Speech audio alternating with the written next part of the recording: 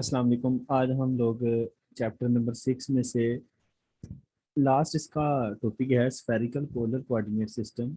ये बेसिकली मैंने उस दिन भी बताया था 2D में जब हम पोलर कोऑर्डिनेट सिस्टम को देखते हैं तो उसको हम जब पॉइंट को उठाकर 3D में ले जाते हैं तो फिर उसको लोकेट करने के दो डिफरेंट वे हैं। जो हमने पहला पढ़ा था वो सिलिंड्रिकल पोलर कोऑर्डिनेट सिस्टम था, ये स्फेरिकल पोलर कोऑर्डिनेट सिस्टम है। ठीक है, तो अगर हम कार्टियन के हिसाब से देखें तो हमारे पास अगर एक पॉइंट है XYZ, ठीक है, तो पहले हम जब XYZ था तो उसको हम जाहिर कर रहे थे R थीटा और Z के साथ। ठीक है, फिर हम इन दोनों का रिलेशन भी पढ़ रहे थे, how we can change cylindrical polar coordinate system into the cartesian and cartesian to. तो ये हमारे पास एक रिलेशन था जिस तरह से हमने पढ़ा था x is equal to are cos theta, y is equal to are sign theta and z is equal to z। This one is a relation to change with another. ठीक है, फिर हमने वो मैट्रिक्स भी पढ़े जिसके साथ हम आगे जो भी करते हैं। यहाँ पर हमारे पास पॉइंट XYZ है, इसको हमने चेंज करना है आर थीटा एंड फाई के साथ। ठीक है, तो ये पॉइंट को लोकेट करने का अनदर वे है। ठीक है, यहाँ पर भी अगर आप ये पॉइंट पी को देखें ना तो पी जो पॉइंट है यहाँ इसका ओरिजिन के साथ जब हम सेंटर लेंगे, अब देखें पी पॉइंट वो पॉइंट है, ठीक है, कि जहाँ पर एक्स वाई जी एक पॉइंट पड़ा हुआ है। अगर इसको कार्टियन में देखें एक्स वाई जी के हिसाब से तो आर इसका रेडियस है। ठीक है, मतलब पी पॉइंट का ओरिजिन से जो डिस्टेंस है उसको यहाँ आर हम बोलेंगे। ठीक है, सिंपल। तो यहाँ spherical polar coordinate system of P R R theta and phi in which the R is equal to O P and theta is equal to, theta जो है वो एंगल है, ये जो हमारे पास हमने लाइन ली पी वाली, ये वाला जो वेक्टर लिया है, ठीक है, इसके साथ जो जी एंगल बनाएगा उसको हम क्या बोलेंगे कि वो हमारे पास क्या होगा, थीटा होगा। उस दिन जो थीटा ले रहे थे वो हम ये वाला ले रहे थे, याद करें। अब थीटा वो वाला ले लें। अच्छा, फाई क्या है? फाई हमारे पास एंगल है कि जो हम पी पे हमने परपेंडिकुलर एक लाइन ड्रा किया है, ये वाली, कहाँ पे? एक्स वाई प्लेन में, एक्स वाई प्लेन में, ये क्यू यहाँ से ये वाला हमने ड्रा किया है। ये वाली चीज उस दिन भी जैसे की थी, जैसे हमने सिलेंडर को यहाँ पर बनाया था। तो यहाँ ये जो एक्स एक्सिस के साथ यहाँ एंगल बन रहा है, ये क्यू का जो हमने ड्रा किया लाइन, ये हमारे पास क्या है? अगर हम देखें तो ये हमारे पास है फाइव। सही हो गया। अब फिगर से हमने बेसिकली रिलेशन बनाना है कि रिलेशन किस तरह से बनता है कार्टेशियन के साथ। ठीक है, तो यहाँ ओ क्यू क्या है हमारे पास? ओ क्यू अगर देखें तो ओ और क्यू पॉइंट ये वाला है। ये देखें तो ये हमारे पास बनता है आर कोस और 90 माइनस थीटा। ठीक हो गया। अच्छा, अब अगर देखें आप लोग कि यहाँ पर जो एंगल है यहाँ पे, ये 90 माइनस थीटा है, ऐसे ही है। एक मिनट, इसको मैं रेज करता हूँ।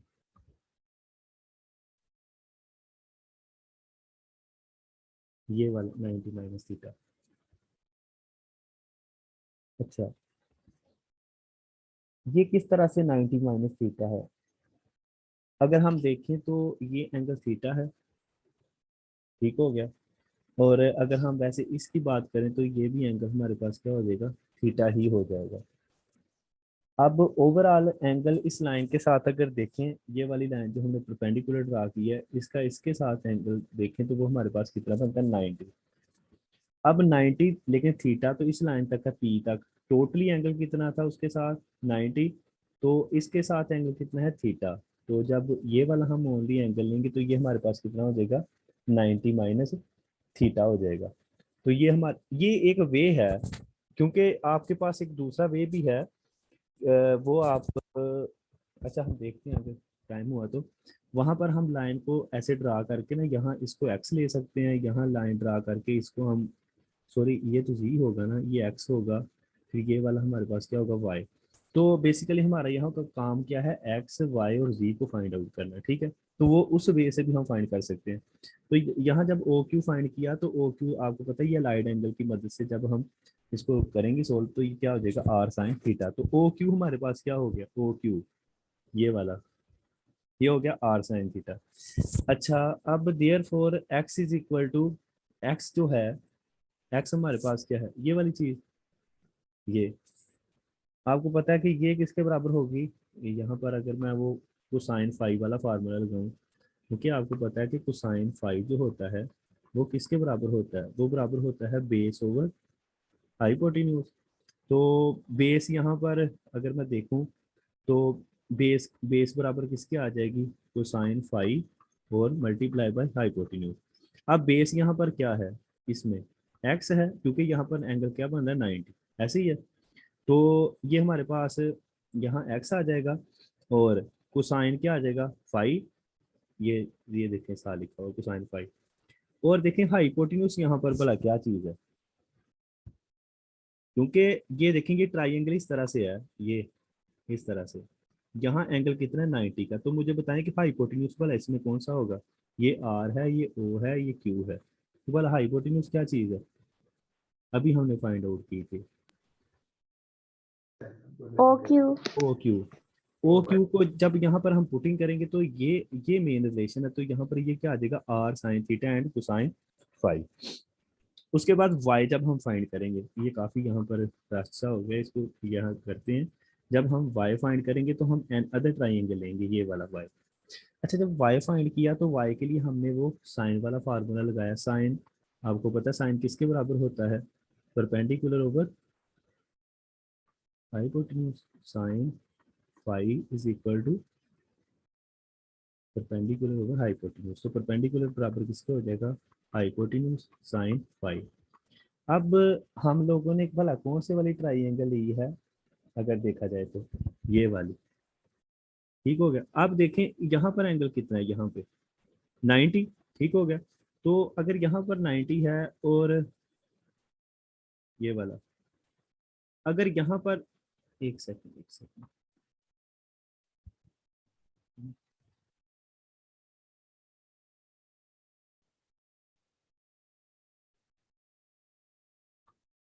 ओके, यहाँ पर एंगल 90 है, ये वाला सही हो गया। अब मुझे बताएं कि ये तो हमें जब ट्राइंगल ये वाली देनी है, ये वाली, ठीक हो गया। तो यहाँ पर हमारे पास परपेंडिकुलर भला कौन सी चीज होगी,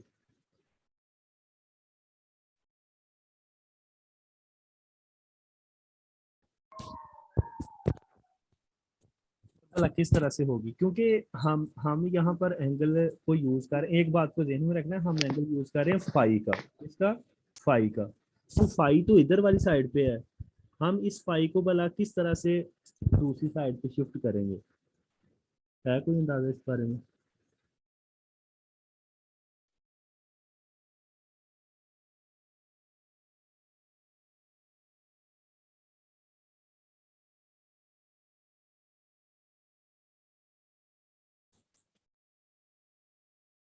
है किसी को अंदाजा, दूसरी साइड से क्या मुराद है, किस साइड पे? मतलब ये देखना, हमने हमने तो ये फार्मूलेशन यूज की है ना, ये वाली P is equal to H sine phi. तो हम हमारी ट्राइंगल में कौन सा एंगल होना चाहिए, एक फाई एंगल होना चाहिए। जिस तरह से ये पहले हमने ये ट्राइंगल को यूज किया तो इसके अंदर क्या आ गया है, फाई। तो आप देखें ये वाली ट्राइंगल को यूज कर रहे हैं, तो यहाँ पर फाई का किस तरीके से आ गया,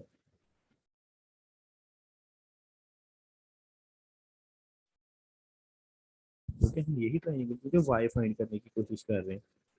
आई समझ बात की या नहीं, जी जी। ठीक है। तो यहाँ पर मुझे लग रहा है, अच्छा, ये जो ओ क्यू और आर है, ओ क्यू आर एंगल, ये भी 90 का होगा बेटा? ओ क्यू आर, मुझे यहाँ पर गड़बड़ लग रही है, क्योंकि यहाँ पे होता है असल में एंगल ना 90 का, जब हम ड्रा कर रहे होते हैं यहाँ पे, ये वाला एंगल जब फाइव होगा तो ये वाला एंगल जो है, ये असल में लाइन उसमें किस तरह से, हम इस तरह से ड्रा करते होते हैं, ये, तो जब ये वाला एंगल 5 होता है तो ये वाला भी 5 हो जाता है, लेकिन यहाँ पर एंगल 90 का होता है। और हमारे पास जो परपेंडिकुलर जो चीज़ होती है वो ये वाली होती है उस वक्त, क्योंकि 5 यहाँ पर बन रहा होता है, और हाइपोटेन्यूज ये वाली चीज़ आ जाती है। समझ आ रही है ना बात की? ये मेरे ख्याल में कोई फिगर में यहाँ गड़बड़ है, मुझे जो लग रहा है। उस वजह से ये जो p इज इक्वल टू है ये आ जाएगा h साइन फाइव। अब यहाँ h की वैल्यू का तो आपको पता है, जब हमने आगे फाइंड की तो वो ओ क्यू है, तो हम पुट करेंगे आर साइन थीटा और ये क्या आ जाएगी साइन फाइव, इस तरीके से। आर थ्री है थोड़ा सा इस तरह से है आगे। इसी तरह से अगर हम जी को देखें, यहाँ पे जी को, जी इधर है यहाँ पे, तो जी के लिए हम क्या करते हैं कि जी के लिए तो हम ये वाला फार्मूला लगा रहे होते हैं, ये वाला। तो यहाँ पर जी किसके बराबर आ गया हमारे पास, अगर हम थीटे के हिसाब से यहाँ चलें तो यहाँ थीटा है, यहाँ अगर 90 है एंगल, तो अगर मैं लिखूँ cos theta is equal to base, तो बेस ओवर हाइपोटेन्यूज, तो बेस किसके बराबर आ जाएगी, बेस बराबर आ जाएगी हाइपोटेन्यूज और कोस थीटा। अब बेस यहाँ पर अगर देखा जाए तो बेस यहाँ पर क्या है, ये वाली चीज़, मतलब जी, और एच क्या है हमारे पास, ये वाली चीज़। तो ये आर आ गया और ये क्या आ गया, कोस थीटा आ गया। तो कुछ आप डिफरेंट वे से भी इसको कैलकुलेट कर सकते हैं, तो ये आ गया आर कोस थीटा। तो ये मेन चीज़ थी समझने वाली कि किस तरह से हम कार्टिजियन को उसके साथ कंपेयर कर रहे हैं, ठीक है। तो ये नीचे उसने फिर लिख दिया तीनों क्वेश्चन के बारे में कि x is equal to are sign theta cos phi, और y is equal to are sign theta sin phi, और z is equal to are cos theta. अच्छा, फिर रेडियस तो हमेशा पॉजिटिव होता है। थीटे की जो हमारे पास यहाँ रेंज है वो 0 से पाई के दरमियान है, ठीक है। और नेक्स्ट हमारे पास जो फाई है, उस दिन हम जो थीटे की रेंज पढ़ रहे थे वो अगर याद करें तो वो हम पढ़ रहे थे 0 से 2 पाई, क्योंकि वहाँ सिलेंडर बांधा था गोल एज अ सर्कल की फॉर्म में। तो यहाँ पर हम पढ़ रहे हैं स्फेयर की फॉर्म में। तो यहाँ पर जो दो एंगल यूज हो रहे हैं, एक थीटा यूज हो रहा है, एक फाई यूज हो रहा है। तो थीटे की रेंज पाई तक है और फाई की रेंज जो है वो 0 से 2 पाई है, मतलब कि ये फुल रोटेशन में हो गई ये वाली चीज़, ठीक है। एमसीक्यूज़ों के हवाले से ये चीज़ इंपॉर्टेंट है। आगे सफेरिकल सरफेसेस जब हम इनको पढ़ते हैं, जब हम एक चीज़ को कांस्टेंट रखते हैं, जैसे आर को कांस्टेंट रखा हुआ है, थीटे और फाई को हम वेरी करवाते हैं, मीन के are is equal to C1 एक जब रखेंगे तो हमें एक क्या मिलेगा, एक स्फेयर मिलेगा जिसका सेंटर ओरिजिन पे होगा, सी इज इक्वल टू 0, अगर हम सी 0 लें तो। अगर थीटे को हम कांस्टेंट रखें लेकिन आर और फाई को हम क्या करें, वेरी करवाएं, इसका मतलब है theta is equal to C2 होगा, क्योंकि वो कांस्टेंट है, तो इसका वहां पर क्या बनती होती है, कोण बनती है, ठीक है। ये आपको नजर आ रहा है, यहाँ स्फेयर बना है, ये आपको सर्कल नजर आ रहा है। यही तो बात है ना, कोई R3 में चीज़ों को देखना थोड़ा सा उस लिहाज से मुश्किल है। तो यहाँ पर ये आपको एक कोण नजर आ रही है। अगर हम फाई को, फाई एक एंगल है, इसको अगर हम कांस्टेंट रखें तो आपको हाफ प्लेन नजर आएगी ये वाली। तो ये एमसीक्यू के हवाले से ये चीज़ इंपॉर्टेंट है, ठीक है, कि हमारे पास कोऑर्डिनेट सबसे कैसे। आगे आता है कर्व्स। कर्व्स कब आती हैं, जब हम दो चीज़ों को फिक्स रखते हैं और एक को क्या करवाते हैं वेरी। तो कर्व से मुराद क्या होता है कि दो सर्फेसिस का आपस में पॉइंट ऑफ इंटरसेक्शन से जो हमें चीज मिलती है। तो theta is equal to C2 और phi is equal to C3, ठीक है। तो car the R coordinate curve are simply R curve. तो जब ये दोनों चीजें आपस में क्या करती हैं, कट करती हैं, तो हमें वहाँ कर्व मिलती है। यहाँ अगर हम आर और फाई को फिक्स कर दें तो हमें थीटा कर्व मिलेगी।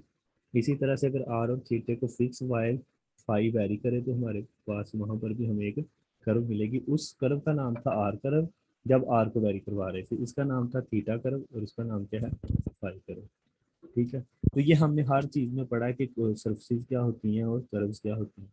तो जब दो चीज़ों को हम कांस्टेंट रखते हैं तो वहाँ हम कर्व्स को लेकर जा रहे होते हैं, ठीक है जी। अच्छा, आगे आता है unit vector in spherical coordinate system. यहाँ पर हम यूनिट वेक्टर्स के बारे में पढ़ें जैसे कि, तो आर यहाँ एक वेक्टर है, एक्स की वैल्यू ये है, वाई की वैल्यू ये है और जी की वैल्यू ये है, ठीक हो गया।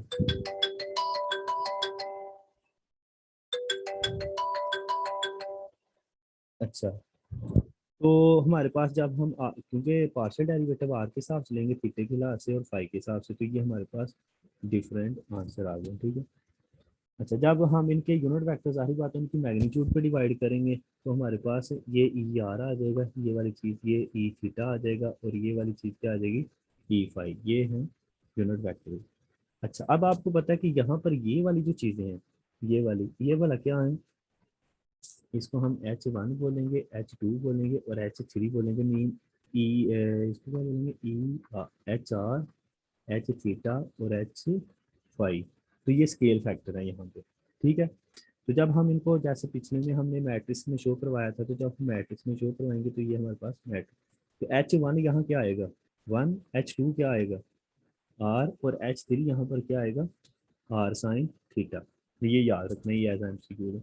आपको पता है कि जब हम कोऑर्डिनेट सिस्टम पढ़ रहे थे, वहाँ H1 is equal to H2 is equal to 1, H3 is equal to 1, ये रेक्टेंगुलर कोऑर्डिनेट सिस्टम है।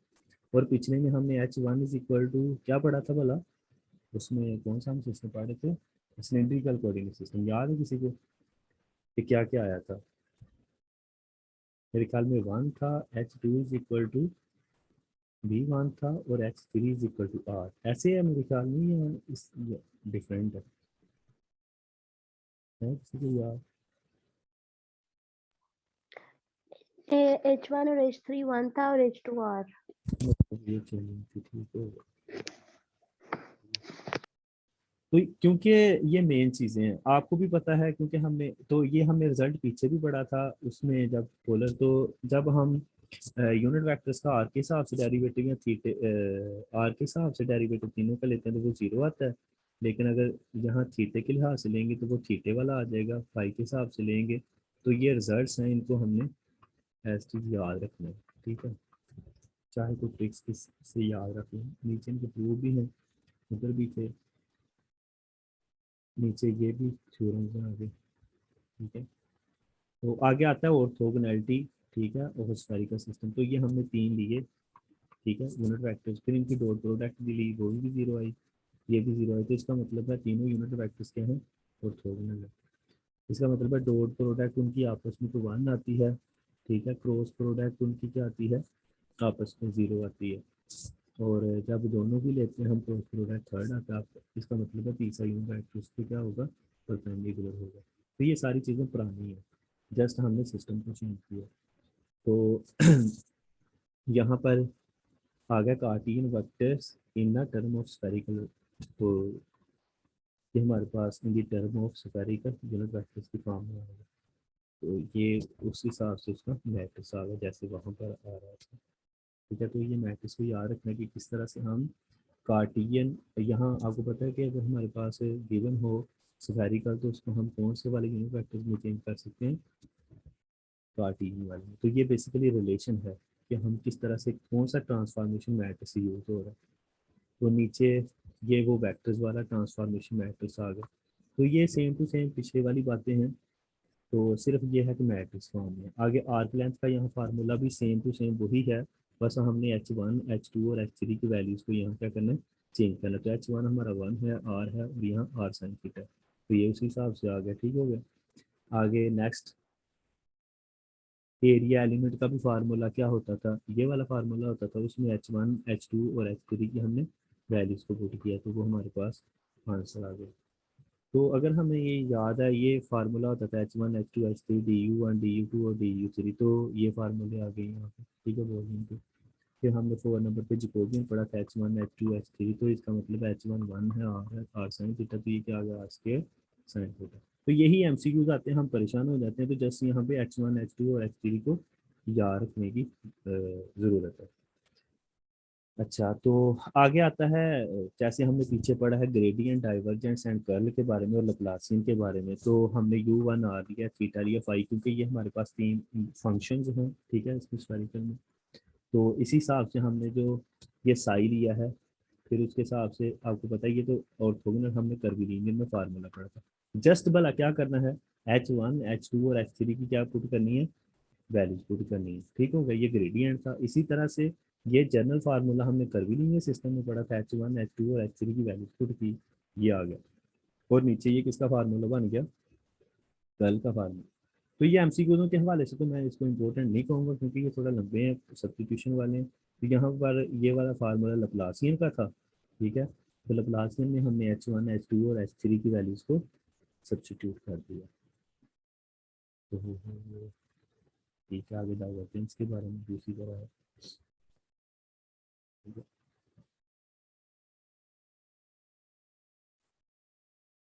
So, यहाँ पर ये रिलेशन है, basically relationship between the unit vector of cylindrical and spherical coordinate system. तो अब जो सेंटर वाले थे हमारे पास, अब यहाँ पर ये देखें, ये वाली चीज़ है, हम सिलिंड्रिकल को स्फेरिकल सिस्टम में किस तरह से चेंज कर सकते हैं। आपको पता है हम पहले पढ़ रहे थे कार्टियन का सिलिंड्रिकल के साथ अलग, फिर पढ़ रहे थे कार्टियन का स्फेरिकल के साथ। अब हम पढ़ रहे हैं कि स्फेरिकल को हम सिलिंड्रिकल में किस तरह से चेंज कर सकते हैं। तो उसका भी एक फार्मूला, क्योंकि आपको पता है कि जो हम सिलिंड्रिकल था उसमें हमारे पास आर, थीटा और जी था। तो इसने सिर्फ नोटेशन चेंज की है, इसको रो कह दिया, इसको फाई कह दिया, उसको जी। तो वो कहता है कि इसमें हम किस तरह से हम फाइंड करेंगे, क्या कहते हैं, phi is equal to X square plus R square. ये तो वो दोबारा से वो वाली फॉर्म नहीं आगे, क्या कहते हैं, कार्टियन वाली। In the spherical polar coordinate system r किसके बराबर होता है, x square plus y square plus z square. तो मीन ये वाली जो इक्वेशन है, ये वाली ये ट्रांसफॉर्मेशन हैं किसके हिसाब से, ये है रिलेशन कार्टियन का किसके साथ, सिलिंड्रिकल पोलर कोऑर्डिनेट। ये है रिलेशन कार्टियन का स्फेरिकल पोलर कोऑर्डिनेट। अब इन दोनों को यूज करते हुए ये वाला जो रिलेशन है, ये वाला किन के दरमियान है, ये है स्फेरिकल का सिलिंड्रिकल के साथ। ठीक है, कि हम उनको किस तरह से ट्रांसफॉर्म कर सकते हैं। तो आपको पता है यहाँ फाई फाई के बराबर होगा। ठीक है, और थीटा हम किस तरह से फाइंड आउट करते हैं, और हम आर किस, क्योंकि हमें तीन चीज़ों की जरूरत है, आर, थीटा और फाई। तो यहाँ आर भी आ जाएगा। आर किस तरह से आएगा कि हमारे पास है जब हम इसका, ठीक है, और जी स्केयर स्केयर लें और उसका अंडर लें तो वो हमारे पास आर आ जाएगा। दूसरा, थीटा किस तरह से आएगा, रो को जी से डिवाइड करने से, तो वो हमारे पास थीटा आ जाएगा। इसी तरह से ये, तो ये हमारे पास स्फेरिकल हमें सिस्टम मिल जाएगा। ठीक है, तो इस तरह से हम इसको चेंज कर सकते हैं। आगे ये वाला, उसकी फिर मैट्रिक्स फॉर्म आ जाएगी। ये देखें कि ये बेसिकली मैट्रिक्स फॉर्म है, इन दोनों को आपस में चेंज करना। तो बेसिकली ये जो लास्ट पे था ये था कि how we can change the spherical system into the cylindrical polar coordinate system and polar coordinate system two into spherical. तो ये चैप्टर बहुत अहमियत का हमल था, क्योंकि इसमें हम लोगों ने कर्वीलिनियर सिस्टम को पढ़ा है, उसके अंदर ऑर्थोगोनैलिटी को पढ़ा है, और फिर हम लोगों ने कार्टियन पे आए हैं, कार्टियन कोऑर्डिनेट सिस्टम। और फिर हमें दो सिस्टम बड़े इंपॉर्टेंट पढ़े हैं, एक सिलिंड्रिकल पोलर कोऑर्डिनेट सिस्टम और लास्ट वन इज स्फेरिकल। तो हमने आपस में उन चीज़ों की रिलेशंस को भी डिस्कस किया कि हम उनको किस तरह से चेंज कर सकते हैं। तो अल्हम्दुलिल्लाह 6 चैप्टर हमारे हो गए। तो 7 चैप्टर हमारा है टेंसर के लेकर। तो इस सब्जेक्ट का टाइटल है वेक्टर एंड टेंसर एनालिसिस। तो हम लास्ट चैप्टर स्टार्ट करते हैं, टेंसर। ठीक है, तो बेसिकली टेंसर क्या है। ठीक है, अच्छा, टेंसर का जनरली अगर हम व्यू रिव्यू देखें या इसको हम देखें, तो टेंसर समझने के हिसाब से ये बेसिकली अगर हम इसकी डेफिनेशन देखें तो ये वेक्टर की जनरलाइजेशन फॉर्म है। अगर आपसे कोई पूछे कि टेंसर वेक्टर होता है या स्केलर होता है, तो आप लोगों का आंसर क्या होगा। जो टेंसर होता है क्या ये वेक्टर होता है या स्केलर, तो क्या कह सकते हैं आप इसके बारे में, कमेंट कर सकते हैं, वेक्टर है।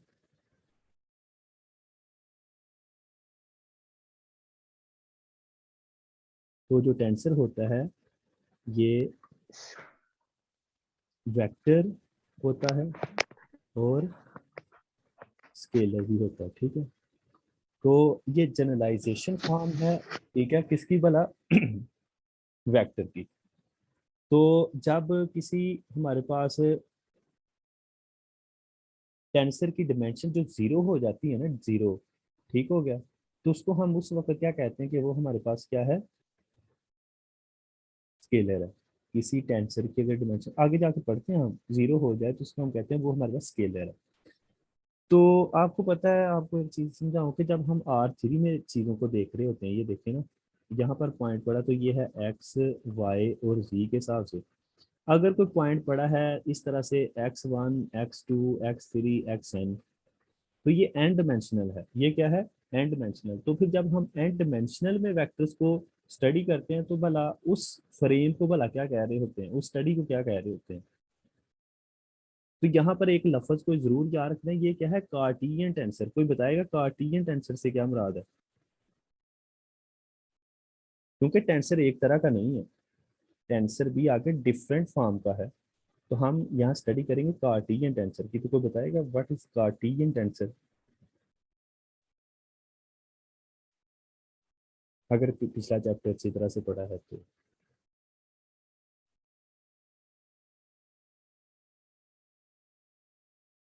ओके, टेंसर जो होता है ये बेसिकली इस बात का तो आपको पता चल गया कि ये एन डिमेंशनल में होता है। अब देखें कि हम उस वेक्टर को जब, जिसकी डिमेंशन एन होगी या एम होगी, उसको जब हम डिफरेंट फ्रेम में देखेंगे, हम उसको कार्टियन में भी दे सकते हैं, उसको हम स्फेरिकल में भी दे सकते हैं, और उसको हम इसमें देख सकते हैं, सिलिंड्रिकल में भी देख सकते हैं। समझ आ रही है चीज़ों की? तो इसका मतलब है टेंसर की स्टडी एक बड़े वाली स्टडी है कि इसको हम हर फ्रेम में अलग-अलग से स्टडी कर सकते हैं। लेकिन इस चैप्टर में हम जब भी टेंसर को स्टडी करेंगे तो हम भला कौन से वाला फ्रेम लेकर स्टडी करेंगे? हम कार्टियन, रेक्टेंगुलर कार्टियन वाला सिस्टम लेकर पढ़ेंगे, जहां पर हम आई जे और के लेते होते हैं। समझ आई बात की? तो ये चीज़ है, यहाँ पर लिखा भी हुआ है, we shall discuss the cartesian tensor, tensor which are express in the term of the component, ठीक है, refer to the rectangular coordinate system. तो ये बात को याद रखिएगा कि इस चैप्टर में हमें इस चीज़ों को, तो ये चैप्टर बड़ा अहमियत का हामिल है, क्योंकि इस चैप्टर में हमें काफ़ी ज़्यादा एमसीक्यूज़ों को डिस्कस करना है, काफ़ी अच्छे कंसेप्ट्स को आगे लेकर चलना है। तो यहाँ पर कुछ उसको क्या कहते हैं, बेस बनाने के लिए यहाँ काफ़ी कंसेप्ट है। यहाँ पर एक एक्सप्रेशन लिखा हुआ है, आपको पता है ये वाला। तो इस एक्सप्रेशन को आपको पता है हम समेशंस की फॉर्म में भी लिख सकते हैं, from J is equal to 1 to 3। तो वो कहता है कि इसको समेशंस के साइन को उमिट करके, हम छोड़ के इसको ए जे और एक्स जे भी लिख देते हैं।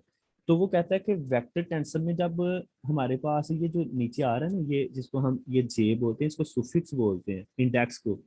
जब ये सुफिक्स जो होता है रिपीट हो जाता है तो उसका मतलब होता है ऑटोमेटिकली हमें समझना है कि वहां पर भला क्या हो रही है, समेशन हो रही है, कि सम हो रहा है। समझ आई? 10, ये देखें, represent the summation from 1 to 3, कि ये 1 to 3 तक समेशन हो रही है। समझ आई? अब note that the form 3 is much more convenient than the original form 1। तो इसको हम इस तरह से लेते हैं, तो आगे उसमें ये लिखा हुआ है कि जब ये जे रिपीट हो जाए तो इसका मतलब है इसकी समेशन 3 तक है। अच्छा, आगे when our suffix appear twice in the same expression, that expression is to be sum over all the value of the suffix namely 1 2 and 3। कहता है जब वहाँ डिवाइस टाइम आ जाए सुफिक्स, इसका मतलब है वो सम हो रही है चीज कितने टाइम? 3 टाइम्स। ठीक हो गया? आगे ये चीजें हमें बार बार पढ़नी है, इसलिए इस चीजों को समझ लें कि डमी और फ्री इंडेक्सेस में क्या फर्क है, या इंडेक्स बोलने को मसला नहीं। An index which is repeated in a given expression so that the summation convention apply. इसका मतलब है जहां पर इंडेक्स जो है वो रिपीट हो जाए और वहां पर समेशन तो आएगी इम्प्लाइज, तो वो हमारे पास क्या कहलाएगा? Dummy index. और while index occurring only 1 time, अगर वो एक ही टाइम आए तो उसको क्या बोलेंगे? फ्री इंडेक्स, और वहां पर समेशन नहीं होगी। इस बात को याद रखना। जैसे कि ये वाला है, यहाँ आप देख सकते हैं कि आपके पास जो डमी इंडेक्स है वो क्या है? के, क्योंकि के क्या हो रहा है? रिपीट। और के टाइम, के जब रिपीट हो रहा है तो इसका मतलब है 3 टाइम्स का सामने। तो कोई लिखवाएगा इसका सामने हम किस तरह से लिख सकते हैं? 3 टाइम हमने लिखना है, A1 BJ1, सही है, plus A2 BJ2 plus A3 BJ3। समझ आई? तो इस तरह से इसका मतलब है। ठीक हो गया? तो ये फर्क है डमी और फ्री इंडेक्सेस में। अच्छा, ठीक हो गया। तो आगे हम देखते हैं जाके, एग्जाम्पल नंबर 1 है, ये चीज़ों को किस तरह से लिखा हुआ है। आपको पता है इस चीज़ों को हम ये फॉर्म में लिखना है, बेसिकली डमी और इंडेक्स फॉर्म में। तो आपको पता है यहाँ पर 1 जो है वो फिक्स है, बकाया सारी चीज़ें रिपीट हो रही हैं, तो जो रिपीट हो रही है वो किसके साथ आ जाएंगी? आई के साथ आ जाएंगी।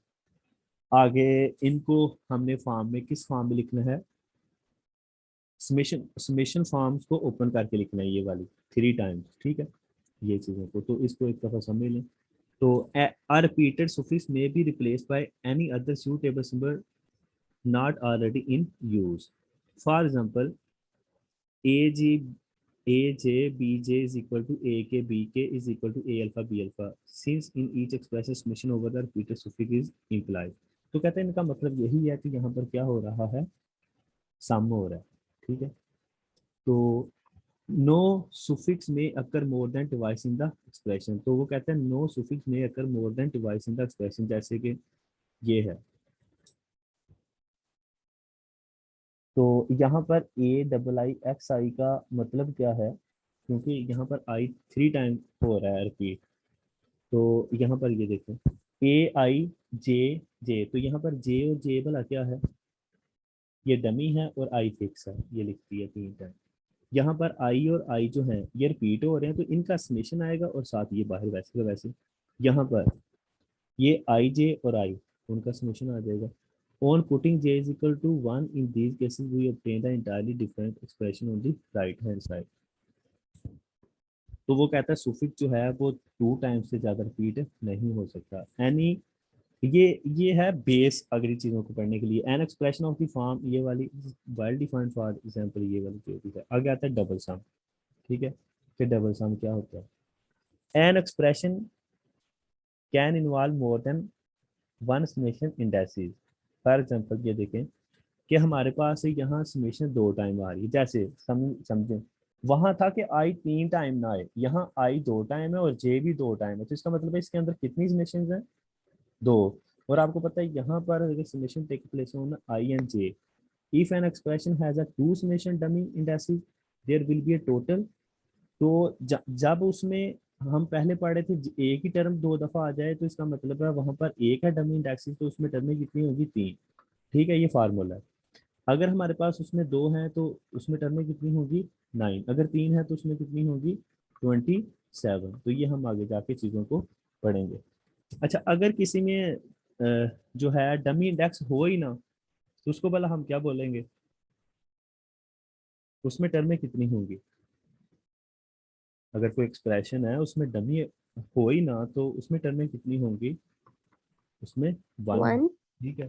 तो बस इन चीज़ों को थोड़ा याद रखिएगा, फिर हम इंशाल्लाह आगे जो चीज़ों को अच्छी तरीके से स्टडी करेंगे। Right the term in the expression, ठीक है। अब यहाँ पर 2 है, आई भी 2 दफा जे भी, तो डमी इंडेक्स 2 है, तो इसका मतलब है यहाँ टर्में कितनी होगी, 9। तो आप लोगों ने उसी तरतीब के साथ, जाहिर बात है जितने भी टोटल उसकी पॉसिबिलिटीज आएंगी वो उसकी क्या होंगी, टर्म्स होंगी। ठीक हो गया। तो नीचे नीचे उसने कितनी, 1 2 3 4 5 6 7 8 और 9, तो इसका मतलब है आपको 9 टर्में नजर आ रही हैं। तो यहाँ जब हम इसका सम में इसको क्या करेंगे, कवर करेंगे, तो यहाँ पर डमी इंडेक्स कितने आ जाएंगे, 2 आ जाएंगे। सही हो गया। अच्छा, आगे आती है सब्स्टिट्यूशन। तो suppose it require to substitute, अगर हम सब्स्टिट्यूट करें वाई आई को इसके साथ, जबकि वाई आई इसमें शो हो रहा है कि वाई आई, यहाँ अगर देखें ना इसको, ये आ जाएगा बी आई जे, और वाई किसके बराबर आ जाएगा, ए आई। तो मतलब हमने यहाँ सब्स्टिट्यूट किया, आई भी 2 टाइम आ रहा है और जे भी 2 टाइम आ रहा है, समझ आ रही। तो हम यहाँ पर सब्स्टिट्यूशन कर रहे हैं, तो यहाँ पर जब हम पुटिंग करेंगे तो वो ये चीज़ आ जाएगी। तो to correct procedure is to first to identify any dummy indexes in the expression to be substitute that coincide with and. तो मतलब बात करने का है कि हम सब्स्टिट्यूशन करने का यहाँ पर तरीका सीख रहे हैं कि किस तरह से तरीका है। तो पहले पहले सबसे पहले हम लोगों ने देखना है कि हमारे पास ये जैसे y है ना और q है, we see that the dummy index j is duplicated. तो हमने वो लिहाज से देखना है कि ये देखो ना, ये वाली चीज है। तो changing these dummy indices to character not found in the main expression, one may then carry out the substitution in the usual manner as follows. तो हम लोगों ने, अगर हमारे पास q है, q is equal to b i j, और y किसके बराबर है, ए आई जे और x। अब यहाँ पर देखें कि आपने सब्स्टिट्यूशन इस हिसाब से की है कि आपका जो डमी इंडेक्स है वो आई 2 टाइम आ रहा है और जे भी आपका 2 टाइम आ रहा है। 2 टाइम आ रहा है या 3, एक मिनट, यहाँ पर ये क्या चीज़ है, सॉरी सॉरी सॉरी सॉरी, ये वाला जे आपका यहाँ पर 2 टाइम आ रहा है, और जब आप यहाँ पर पुटिंग करेंगे यहाँ पे,